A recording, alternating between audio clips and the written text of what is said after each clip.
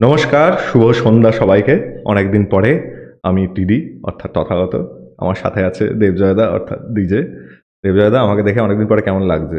দারুণ দারুণ তোমাকে আমরা এখনো ফুটবল নিয়ে কথা বলছি, এটা ভেবেই ভালো লাগছে। তোমাকে দেখে তুমি কি নিজের আত্মপরিচয় গোপন টোপন করার চেষ্টা করছো চুল টুল কেটে? হ্যাঁ, ওই আফগানিস্তান ভারত ম্যাচটার পর থেকে এত লোককে খেলা দেখতে উদ্বুদ্ধ করেছিলাম, তারা খুঁজছে আমাদের, যে তোমরা বলেছিলে ইন্ডিয়া এই করবে সেই করবে, ওই জন্য তোমরা আর কি ইতিহাসের দিকে যাচ্ছ, তুমি আর গৌরব। ইতিহাস আর বর্তমানে খুব চাপ। বর্তমানে খুব চাপ। আমরা গোল টেবিল ফুটবলের বৈঠকে আলোচনায় আছি। এই সিরিজটার নাম হলো তিন প্রধান। এই তিন প্রধানে আমরা দেখি যে মোহনবাগান, ইস্ট বেঙ্গল এবং আরেক যে প্রধান, যাকে আমরা ভুলে যাই, কিন্তু ভুলে গেলে চলবে না, এই মোহামেডান কি করছে। মোহনবাগান যে কি করছে দেবজাদা, এই এত সুন্দর একটা ফর্মে ছিল আইএসএল এর ব্রেকটার আগে, একটা 3-2 কেটে দিল আর কি। হ্যাঁ, কারণ অনেকগুলো ইন্ডিয়া প্লেয়ার তো আবার মোহনবাগানে খেলে। তারপরে সাহালের কি যে হয় জানি না, ও যায় খেলতেও পারে না, চোট নিয়ে ফিরে আসে, আবার এখানেও খেলতে পারে না, চোট নিয়ে থাকে। সাহালের মধ্যে কি তুমি একটা লিভারপুলের থিয়াগোর একটা ছায়া দেখতে না পারো? না, অতটা না, প্লিজ, অতটা না। কিন্তু সাহাল ইন্ডিয়ার হয়ে খেলতে গেলেই ইনজুরি হয়, আর তারপরে এফসি এশিয়ান কাপেও দেখলাম, এবারেও তাই। আর মনে হয় পরের ম্যাচে আসবে, কিন্তু এটা একটা সেটব্যাক ছিল মোহনবাগানের জন্য এই ম্যাচে। এই ম্যাচটায় 3-2 ভাবে মোহনবাগান খুব ভালো শুরু করেছিল, গোল করে ফেললো।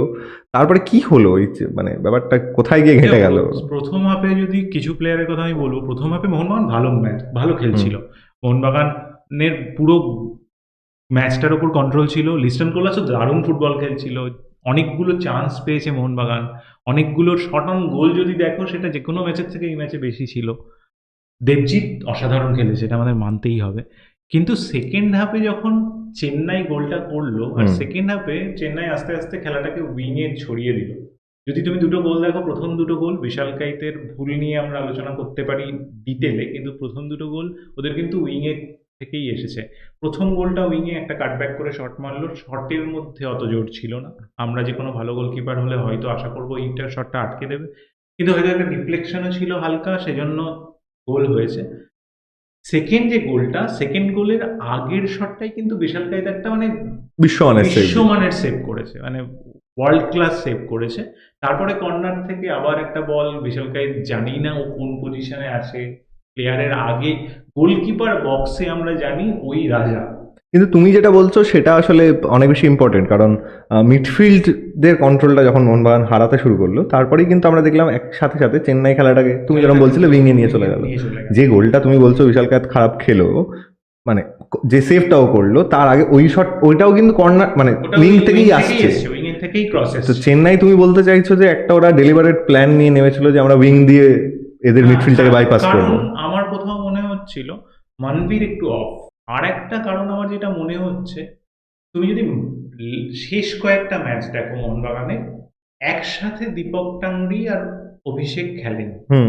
এই ম্যাচে কিন্তু একসাথে দুজনকে নামাতে হয়েছে, দুটো কারণে। থাপার ফর্মটা একটা বড় কারণ, আর সাহালের না থাকা। সাহাল থাকলে, সাহাল আর কাউকে ওপরে এত ক্রিয়েটিভ ফুটবল খেলছে, যে কোনো অপোনেন্ট বা যে কোনো বিপক্ষই প্রথমভাবে খেলাটা ধরতেই পারছে না, মোহনবাগান একটা পুরো কন্ট্রোল নিয়ে নিচ্ছে, ইজি ম্যাচ জিতে যাচ্ছে। এটা কিন্তু লাস্ট 3টে ম্যাচ ধরেই আমরা দেখছি। সাহাল আর কাউকে কেউই 90 মিনিট খেলতে পারছে না, কিন্তু ততক্ষণে যা হওয়ার হয়ে যাচ্ছে। আর সাহাল থাকলে মনবীরের খেলাও অনেক বেটার হয়।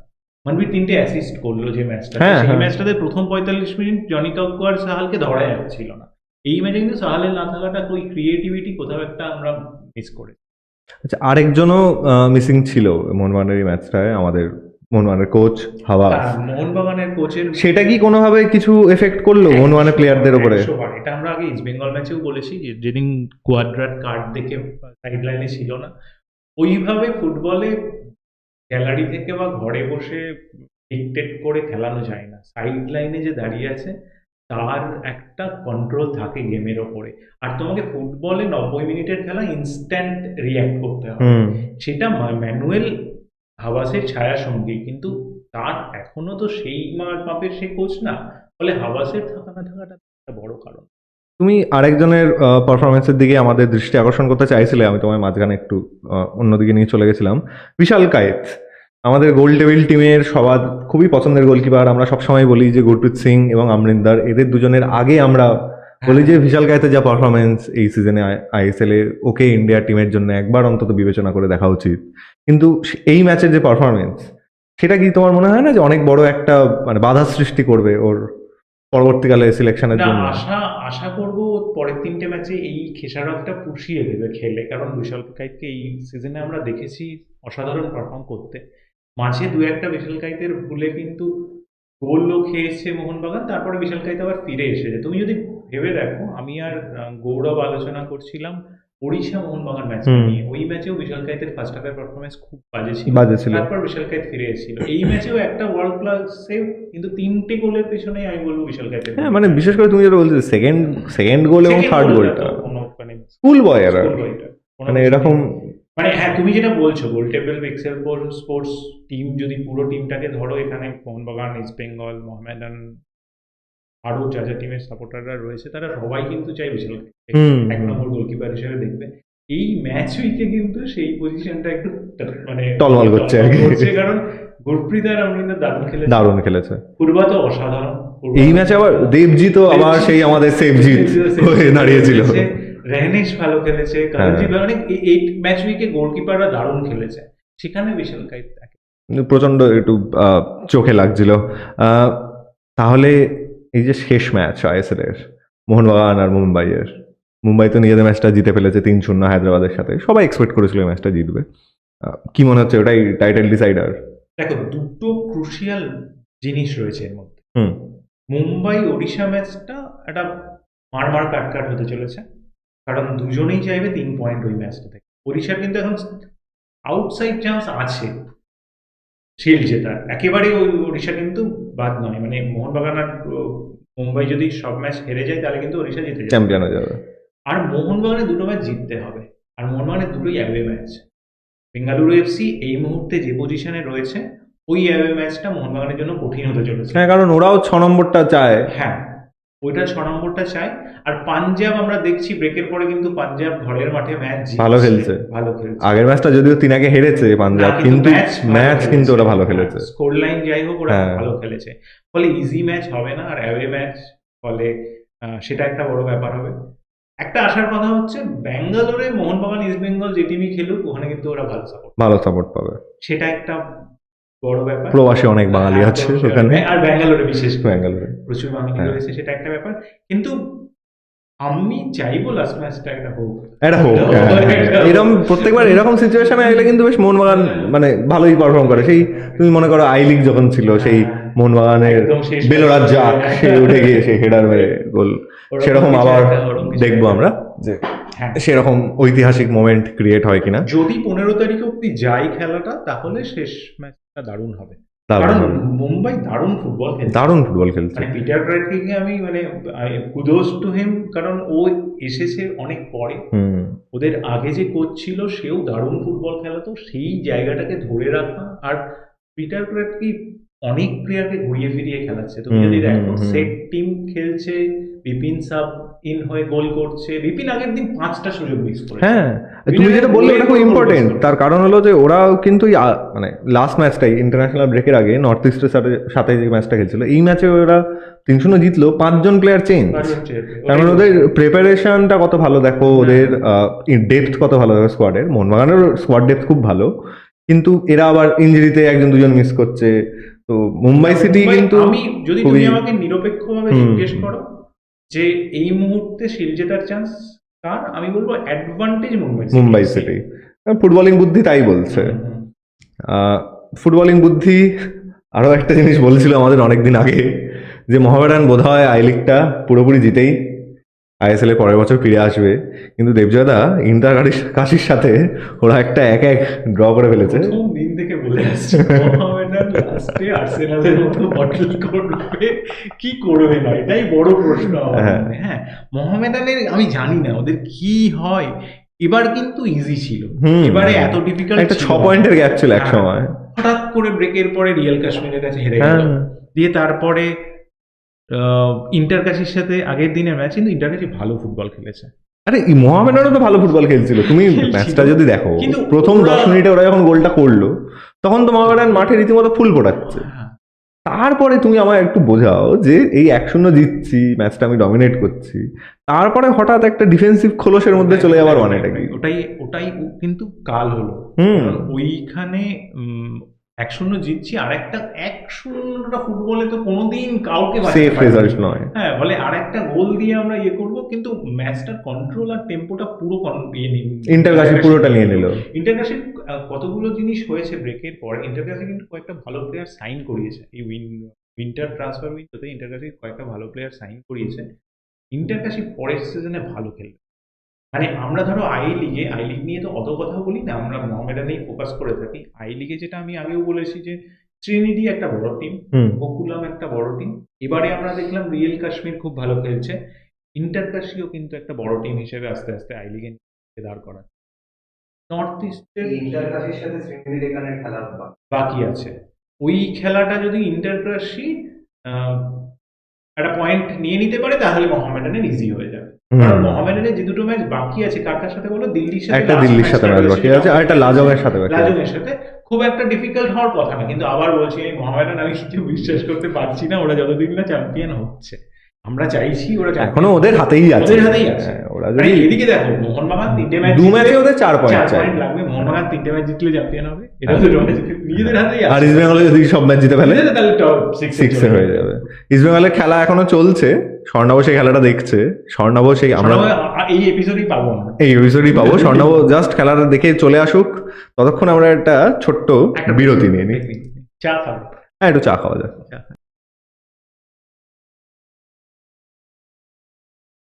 ফিরে এলাম চা বিরতির পরে। স্বর্ণাভ, চা খেলে না খেলা দেখলে? দুটোই, দুটোই করলে এবং মন ভরে। মন ভরে। হ্যাঁ সত্যি, ইস্টবেঙ্গল সমর্থকদের জন্য মন ভরে যাওয়ার মতনই খবর, কারণ ইস্টবেঙ্গল কেরালার সাথে ম্যাচটা 4-2 গোলে জিতে ফেলেছে। স্বর্ণাভ, প্রথমেই তুমি বলো কেমন দেখলে খেলা, কিরম লাগলো? একটাই কথা বলার আছে, অনেক ফ্রেশ টিম, ঠিক আছে, এবং অনেক দিন ইস্টবেঙ্গলের মধ্যে যে এনার্জিটা দেখা যায়নি, আজকে মনে হলো যে সেই এনার্জি দিয়ে ইস্টবেঙ্গল একটা উইথ দ্য পারপাস একটা টিম নেমেছে। হুম। তো এটা অলওয়েজ এনকারেজিং। Always encouraging. তুমি আমাকে খেলা শুরু হওয়ার সময় বলছিলে যে লাইন আপের মধ্যে কিছু চেঞ্জেস দেখছো, সেই নিয়ে তোমার কি বক্তব্য? টিমের স্ট্রাইক মানে অ্যাটাকিং ইউনিটটা পুরো নতুন একটা ইউনিট আজকে খেললো।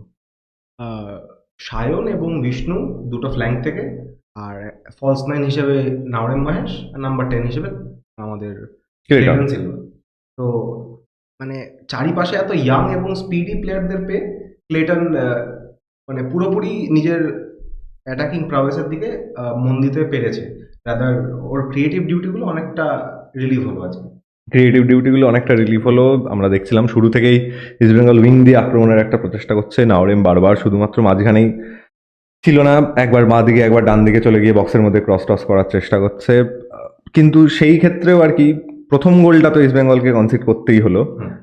কি বলবে, প্রথম গোলটা কি একটা ডিফেন্সিভ ল্যাপস, মানে গোলকিপার এবং সেন্টার ডিফেন্ডার যে স্টপার আর কি, তাদের মধ্যে বোঝাপড়ার অভাব কোথাও, সেই জন্য হ্যাঁ, প্রথম গোলটা অবশ্যই। হলো? বোঝাপড়ার মানে মানে অভাব তো বটেই, কারণ রাহুল কেপি আমার মনে হয় না যে ওই বলটা বাড়িয়েছিল স্ট্রাইকারকে রিচ করবে এটা ভেবে। হুম ও হুম। একটা হোপফুল বল বাড়িয়েছিল, যেটা প্যান্টিচের আরও অনেক ভালো ডিল করা উচিত ছিল, আর প্রাপসুকান গিলেরও অনেক ভালো ডিল করা উচিত ছিল, বাট কোথাও একটা কমিউনিকেশন ল্যাপস হলো না কি হলো জানি না। তো ওটা একটা খুব বাজে গোল টু কনসিড।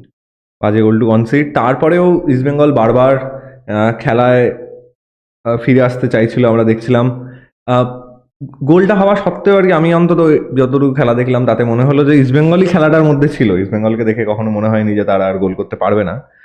এইখানে একটা সুবিধা বোধহয় হয়ে গেল জিকসনের রেড কার্ডটা। ডিকশনারি। তোমার কি মনে হয় জিকসনের রেড কার্ডটাই হলো এই ম্যাচের আজকের টার্নিং পয়েন্ট? হ্যাঁ, রেড কার্ড দেখো, একটা যে কোনো খেলাতেই জিকসান একটা বড় প্লেয়ার এবং একটা খুব ইম্পর্টেন্ট পজিশনে সে খেলে, এবং ওই ওই জায়গাটা খালি হয়ে যাওয়ার পর থেকে ইস্টবেঙ্গল ওই স্পেসটাকে বারবার ক্যাপিটালাইজ করেছে। হুম। ওখানে যে একটা ফাঁকা স্পেস পাওয়া যাচ্ছিল, প্লাস আজকে ইস্টবেঙ্গলের মিডফিল্ড নিয়ে যদি কথা বলি, তাহলে আজকে সাউল ফুল 90 মিনিট খেললো। ফুল 90 না, লাস্টে উঠে গেছিল, মানে 80 মিনিটস অব্দি খেলেছে। তো ওইখানে সাউল আর সৌভিক পুরো ব্যাপারটাকে একটু মিডফিল্ড কন্ট্রোল করলো, যেটা আমরা আগেও আলোচনা করেছি যে মিডফিল্ডে ইস্টবেঙ্গলের একটা প্রবলেম, মানে মানে দেখা অনেক যায়। দিন ধরেই আর কি মিডফিল্ডটাই আর কি কন্ট্রোল করতে অসুবিধা হয়। যেখানে কেরালা কিন্তু যতক্ষণ ওদের 11 জন ছিল ততক্ষণ কেরালা মিডফিল্ডটা বেশ ভালোই হ্যাঁ হ্যাঁ ডমিনেট করছিল। অন্যদিকে আমরা দেখছিলাম ইস্ট বেঙ্গল বারবার বল নিয়ে উইং এর দিকেই আক্রমণ শানানোর চেষ্টা করছে। রেড কার্ডের পরে সেকেন্ড হাফে কি অন্য আরো কিছু চেঞ্জ দেখলে যেই জন্য ইস্ট বেঙ্গল আবার তেড়ে ফুড়ে এসে এতগুলো গোল দেওয়ার একটা প্রচেষ্টা শুরু করলো আর কি? রেড কার্ডের পর আমরা একটা পেনাল্টি হলো ফার্স্ট হাফেই, তারপর সেকেন্ড হাফে আমাদের ভিক্টর ভাস্কেজ নামলো, এবং ভিক্টর ভাস্কেজকে ইস্টবেঙ্গল সমর্থকরা যথেষ্ট ক্রিটিসাইজ করেছে এবং তার পারফরমেন্সের জন্য, এবং হুম। Rightly so. বাট আজকে অনেকদিন বাদে ভিক্টর ভাস্কেজকে মনে হলো যে তার মিডফিল্ডে একটা প্রেজেন্স দেখা যাচ্ছে, হুম এবং নাওরেম মহেশের যেটা প্রথম গোল ছিল সেখানে ওনার অ্যাসিস্টও আছে। এবং আজকে ভিক্টর ভাস্কেজ হয়তো মিডফিল্ডে একটু বেশি স্পেস পেয়েছেন বলে উনি ওই স্পেসগুলোকে এক্সপ্লয়েট করতে পারছিলেন বারবার করে। যেহেতু ওদের হ্যাঁ। প্রথমে 11 জন থেকে 10 জন হয়ে যাবে এবং তারপরে ওদেরও নৌচা সিং একটা সিলি একটা একদম বোকার মতো একটা হেডবাট করে দিল আমাদের প্লেয়ারটা, ইস্ট বেঙ্গলের ইউথ প্লেয়ার আমানসি আমানসিকের মুখে। এখানে রেড কার্ড, একদম ন্যায্য রেড কার্ড বলতেই হয়। তাই জন্য হয়তো ভিক্টর ভাস্কেস আজকে অনেক বেশি জায়গা পেয়েছেন, অনেক বেশি ইনফ্লুয়েন্স করতে পেরেছেন আর কি খেলার মধ্যে। কিন্তু যতই ভিক্টর ভাস্কেস ইনফ্লুয়েন্স করুক, চোখ কিন্তু কাটলেন দুজনই, সাউল ক্রেসপো আর নাওরেম মহেশ। তোমার মতে ম্যান অফ দ্য ম্যাচ কে আজকের ম্যাচের? আজকের ম্যাচে ম্যান অফ দ্য ম্যাচ আমার মতে যিনি হয়েছে তিনি সাউল ক্রেসপো। হুম কারণ আমরা আগেও এই নিয়ে আলোচনা করেছি সুপার কাপের সময়, বিশেষ করে যে সাউল ক্রেসপো থাকলে ইস্ট বেঙ্গলের খেলা অন্যরকম হয়। হুম কারণ তাহলে ক্লেটন পুরোপুরি তার নিজের ডিপার্টমেন্টে একটু ফোকাস করতে পারে, আর সাউল ক্রেসপো থাকলে একটা ভরসা। আমি আগে আলোচনা করেছিলাম যে সাউল ক্রেসপোর যেরকম ভালো অ্যাটাকিং প্রবেশ সেরকমই উনি রেসপন্সিবল ওয়াইল ডিফেন্ডিং। হুম তো এরকম একটা বক্স টু বক্স প্লেয়ার সব টিমেরই চাই, এবং সাউল ক্রেসপো ফিরে আসার পর ইস্টবেঙ্গল মিডফিল্ডে একটুখানি দখল নিতে পেরেছে। মিডফিল্ডটা অনেক বেশি করে কন্ট্রোল করছে আজকে, আমরা সবাই দেখলাম। ইস্ট বেঙ্গল প্রথমে খেলাটা কিন্তু শেষের দিকে বেশ একটা ইন্টারেস্টিং মোড় নিয়েছিল, কারণ একবার ইস্ট বেঙ্গল গোল করছে, 9 জন হয়ে গেছে কেরালা, তারপরে কেরালা আবার গোল করছে। এই 9 জন হয়ে যাওয়ার পরে কেরালার আরো একটা গোল, এটা কি ইস্ট বেঙ্গলকে পরবর্তীকালে ভাবাবে? তোমার কি মনে হয়? হ্যাঁ, কারণ দেখো আজকে দুটো গোলই কিন্তু ডিফেন্সিভ ল্যাপসের জন্য, হুম হুম হুম এবং এই ল্যাপসগুলো যদি ইস্টবেঙ্গল কোয়ালিফাই করেও যায় টপ সিক্সের জন্য, তাহলেও কিন্তু এই জিনিসগুলো ইস্টবেঙ্গলকে একটু ভোগাবে। মানে একটু ভোগাবে, কারণ হচ্ছে যে যে কোনো বড় টিমই এই গ্যাপগুলো এক্সপ্লয়েট করবে। একদম একটা অন্য কথায় আসি সায়ন, আমরা দেখেছি ইস্ট বেঙ্গল গোটা টুর্নামেন্টেই যখন ওরা সুপার কাপও খেলছিল তখনও দেখেছি যে ইউথকে ফোকাস করার চেষ্টা করছে, যেহেতু ওদের স্কোয়াডে ইস্ট বেঙ্গলের সেরকম আর্থিক একটা কি বলবো সুবিধে নেই। সায়নকে আমরা এই সিজনের শুরু থেকেই প্রায় দেখছি আইএসএল এ। আজকে আমানসিকে কেউ দেখলাম, ওই কিন্তু যখন সেকেন্ড গোলটা হলো ওই কিন্তু বলটা পুরো চেস করলো ওদের ডিফেন্ডারকে, একদম বক্সের মাথা থেকে বলটা চেস করে সে বলটা স্ন্যাচ করে তারপরে আবার মাথা ঠান্ডা রেখে কিন্তু একটা কাটব্যাকও করলো সাউল ক্রেসপোর গোলটার জন্য। হ্যাঁ, তুমি ইস্ট বেঙ্গলের এই যে ইউথ ফোকাস স্কোয়াডের, তোমার কি মনে হয় যে এটার পেছনে মূল কাণ্ডারিটাকে? বিনো জর্জ। হুম কারণ দেখো আজকে কার্লোস কোয়াদ্রা সাইডলাইনে ছিল না, আজকে ইনচার্জ ছিল আমাদের জর্জ। এবার বিনো জর্জ একটা ফ্রি হ্যান্ড পাওয়ার পর আমরা দেখতে পেলাম যে বিষ্ণু আর সায়ন স্টার্ট করলো, হুম আর সেকেন্ড হাফে আমানসি।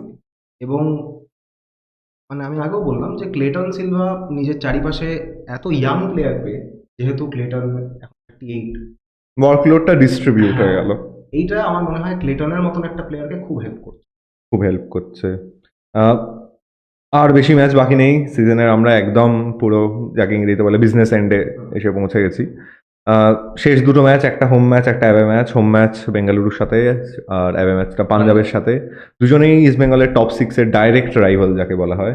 দুটো ম্যাচই জিততেই হবে যদি টপ সিক্সে আর কোনো যদি আশা থাকে, কারণ এদেরও সবাই চাইবে নিজেদের ম্যাচটা জিততে, হাড্ডাহাড্ডি ম্যাচ হবে।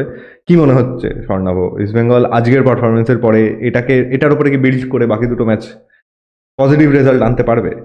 দেখো কেরালা ব্লাস্টার্স অলরেডি কোয়ালিফাই করা একটা টিমকে তাদের হোমে গিয়ে 4-2 হারিয়ে আসা, এটা যে কোনো টিমকে একটা কনফিডেন্স দিয়ে দেবে। তো আমার মনে হয় যে এই জিনিসটা খুবই দরকার ছিল ইস্ট বেঙ্গলের, একটা ভিক্টরি 3 ম্যাচ লুজিং স্প্রি এর পরে। প্লাস আজকে আরেকটা জিনিসও আমরা দেখতে পেলাম যে ইস্ট বেঙ্গল স্কোয়াডটাকে অনেক ফ্রেশ লাগে। হুম ফেব্রুয়ারি মার্চ মাসে ইস্ট বেঙ্গলের খুব ফিক্সচার কনজেশনের জন্য টিমটাকে টায়ার্ড লাগছিল, প্লেয়াররা অফ ফর্ম ছিল, সব মিলিয়েই আর কি আজকে মানে আজকের ভিক্টরিটা, আজকের খেলাটা ইস্ট বেঙ্গলকে একটা মোরাল বুস্ট দিল। সেটা কি মরাল বুস্টটা টপ সিক্সে, আমি মানে ডিরেক্ট প্রশ্ন করছি, টপ সিক্সের জন্য এই মরাল বুস্টটা কি পর্যাপ্ত? মানে এই নিয়ে কি তোমার মনে হয় যে খেলা যা দেখলে তুমি, তাতে এইভাবে খেললে কি বেঙ্গালুরুকে হোমে এবং পাঞ্জাবকে অ্যাওয়েতে হারিয়ে টপ সিক্সে কোয়ালিফাই করা যাবে? হ্যাঁ, সম্ভব। সম্ভব। মানে ম্যাথামেটিক্যালিও সম্ভব এবং রিয়েলিস্টিক চান্সেস যথেষ্ট আছে, এখানে কোনো ইয়ে নেই। বেশ, স্বর্ণাভ সেই আশায় থাকবে, আমরাও সবাই গোল টেবিল টিমের যে আমাদের পডকাস্ট যারা করছি তারা সবাই সেই আশাতেই থাকবো যে বাংলার তিন প্রধান মোহনবাগান, ইস্ট বেঙ্গল এবং মোহামেডান সবাই একসাথে ভালো ফল করুক। আর আপনারা আমাদের সঙ্গে থাকুন, আপনারা প্রচণ্ডভাবে সাহায্য করছেন, প্রচণ্ড দেখছেন, ভালো কথা বলছেন, একটু খারাপ কথাও বলুন যদি কোথাও কিছু খারাপ লেগে থাকে। আমাদের ডেসক্রিপশন বক্সে সমস্ত রকম সোশ্যাল মিডিয়া হ্যান্ডেলগুলোর আপনারা লিঙ্ক পেয়ে যাবেন, এখানে আমাদের ফলো করুন, লাইক করুন, শেয়ার করুন, সাবস্ক্রাইব করুন। আর আমরা যেরকম আজকাল বাংলায় গোল টেবিল বৈঠকে আলোচনায় বলে থাকি, কি যেন বলে থাকি, ভারতীয় ফুটবল এবং বাংলার ফুটবলের জয় হোক।